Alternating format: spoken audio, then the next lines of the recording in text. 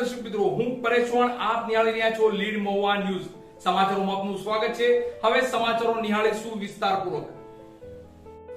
શ્રી બળવંતભાઈ પારેખની જન્મ શતાબ્દી મહોત્સવ અંતર્ગત મહુવા નગર પ્રાથમિક શિક્ષણ સમિતિની શાળા નંબર 5 ખાતે સુગમ સંગીતનો સ્પર્ધાત્મક કાર્યક્રમ યોજાયો હતો.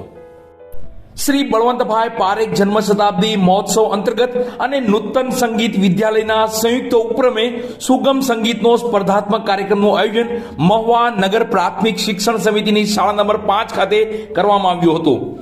શ્રી બળવંતભાઈ પારેખ જન્મ શતાબ્દી અંતર્ગત વિવિધ સ્પર્ધાઓ અને કાર્યક્રમના આયોજન થઈ રહ્યા છે. ત્યારે તારીખ 8/2/2024 રોજ નૂતન સંગીત વિદ્યાલય સ્વર સાધના મ્યુઝિક એકેડમીના સહયોગથી મહુવા નગર પ્રાથમિક શિક્ષણ સમિતિની શાળા નંબર 5 ખાતે સુગમ સંગીતનો સ્પર્ધાત્મક કાર્યક્રમ યોજાયો હતો.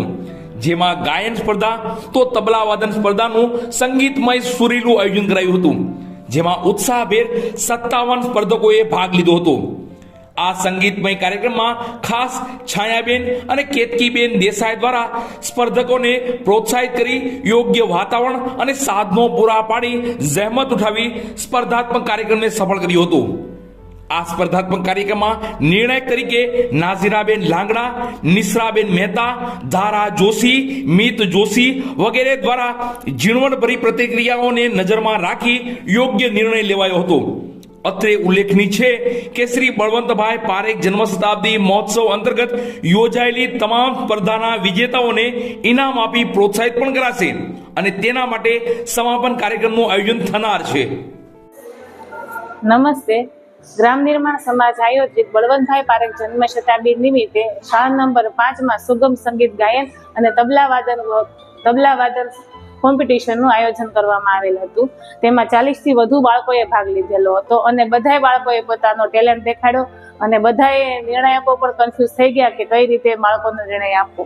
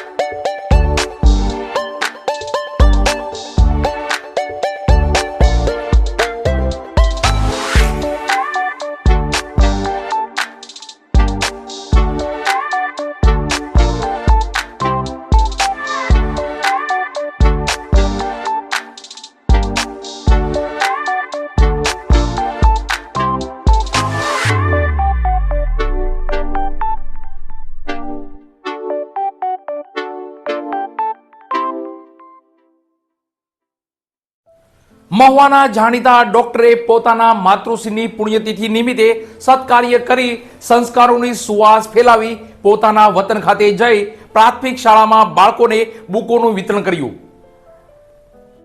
મહુવાના જાણીતા ડોક્ટર દ્વારા પોતાના માતૃશ્રીની પુણ્યતિથિ નિમિત્તે સત્કાર્ય કરી સંસ્કારોની સુવાસ ફેલાવી હતી. જીવનમાંથી વડીલોની વિદાય થાય તે દુઃખદ હોય છે, પણ વડીલોના સંસ્કારોને યાદ કરી સત્કાર્ય થાય ત્યારે તેની નોંધ ઈશ્વર પણ લેતા હોય છે.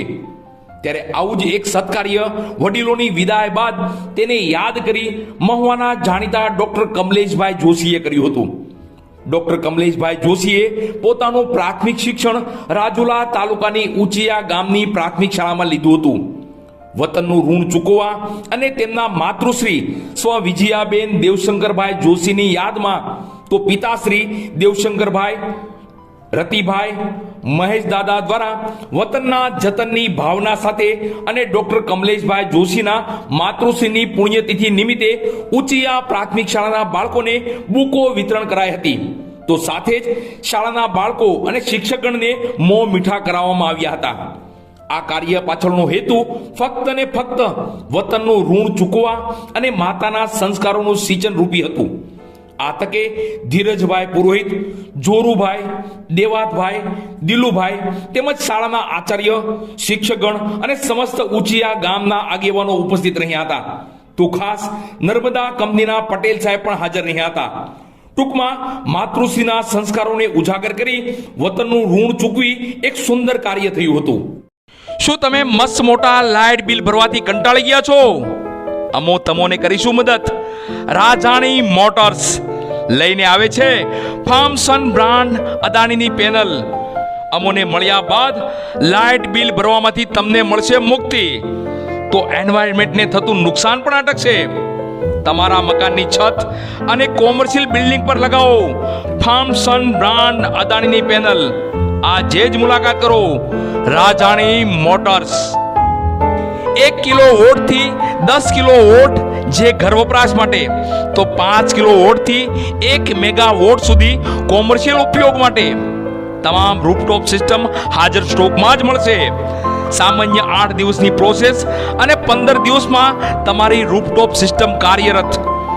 દસ્તાવેજ, આધાર કાર્ડ, પાન કાર્ડ, છેલ્લું light bill, cancel cheque, passport સાઇઝના ફોટા, બસ આ સામાન્ય ડોક્યુમેન્ટથી તમારી પ્રોસેસ પૂર્ણ થશે. લાઇટ બિલ ભરવામાંથી મુક્તિ તો ખરી જ, પણ સાથોસાથ ભારત સરકાર તરફથી 40% જેવી સબસિડી તમને મળશે. 80 થી 100% લાઇટ બિલ ભરવામાંથી મુક્તિ મળશે. તો આજે જ અમારો સંપર્ક કરો રાજાણી મોટર્સ, જૂના બસ સ્ટેશન પાછળ LIC ઓફિસની સામેના ખાંચામાં. અસ્નેનભાઈ રાજાણી. મોબાઈલ નંબર પણ નોંધી લેશો 722 780 7262. નામ બરાબર યાદ રાખશો, રાજાણી મોટર્સ. શ્રી બળવંતભાઈ પારેખની 100મી જન્મજયંતિ નિમિત્તે શ્રીમતી કાંતા પારેખ કન્યા શાળા ખાતે અને શ્રી બળવંત પારેખ કુમાર શાળા ખાતે મહા રક્તદાન કેમ્પનું આયોજન કરવામાં આવ્યું હતું. પીડીલાઇટ ઇન્ડસ્ટ્રીઝ લિમિટેડ સ્થાપક અને કળસારના પનોતપુત્ર એવા શ્રી બળવંતભાઈ પારેખની 100મી જન્મજયંતિ નિમિત્તે કળસારમાં કાંતા પારેખ કન્યા શાળા અને બળવંત પારેખ કુમાર શાળામાં આજરોજ તારીખ 9 ફેબ્રુઆરી 2024ના દિવસે મહા રક્તદાન કેમ્પનું આયોજન કરવામાં આવ્યું હતું. લગભગ 50 રક્તદાતાઓએ ભાગ લીધો હતો અને પીડીલાઇટ મુંબઈથી શ્રી સ્મિતાબેન દલવી અને એમની ટીમના મહેમાન જે પધાર્યા હતા એ મહેમાનોએ પણ આ રક્તદાન કેમ્પમાં ભાગ લીધેલો હતો. આ તબક્કે પીડીલાઇટ ઇન્ડસ્ટ્રીઝ લિમિટેડ મહુવા અને કળસારમાં જે સામાજિક કાર્યો કરી રહ્યા છે એમાં વધારે ને વધારે પ્રગતિ થાય અને પીડીલાઇટ ઇન્ડસ્ટ્રીઝ લિમિટેડ સમાજને હજુ વધારેમાં વધારે આગળ લાવે, સમાજને ઉપયોગી થાય તેવી ઈશ્વરને પ્રાર્થના પણ સર્વોએ કરી હતી. આ મહા રક્તદાન કેમ્પ નવકાર ચેરિટેબલ ટ્રસ્ટ સંચાલિત નવકાર બ્લડ બેંક મહુવા અને પીડીલાઇટ ઇન્ડસ્ટ્રીઝ લિમિટેડ દ્વારા સંચાલિત હનુમંત હોસ્પિટલના સૌજન્યથી કરવામાં આવેલ હતો. બસ સમાચારોમાં અત્યારે આટલું જ. ફરી સમાચારો સાથે કાલે મળશું. ત્યાં સુધી હું પરેશ ચૌહાણ અને લીડ મહુવા ન્યૂઝની સમગ્ર ટીમ શુભરાત્રી.